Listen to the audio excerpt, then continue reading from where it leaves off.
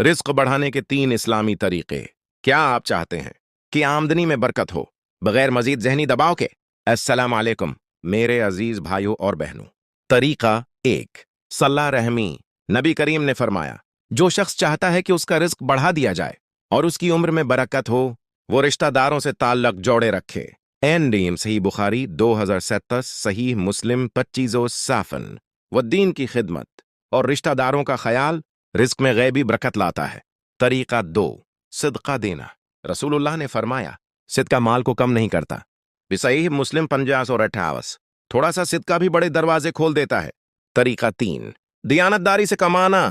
نبی نے فرمایا، سچا اور امانت دار تاجر قیامت کے دن انبیاء اور نیک لوگوں کے ساتھ ہوگا۔ ترمذی 1209۔ حلال کمائی کم ہو تو بھی سکون دیتی ہے۔ پیغام: رزق لکھا جا چکا ہے لیکن برکت اللہ کی اطاعت سے آتی ہے۔ اس پیغام کو کسی ضرورت مند تک پہنچائیں اور اسلامک اسٹوڈیو YSR کو فالو کریں۔ اور ہماری کمائی میں برکت عطا فرما۔ آمین۔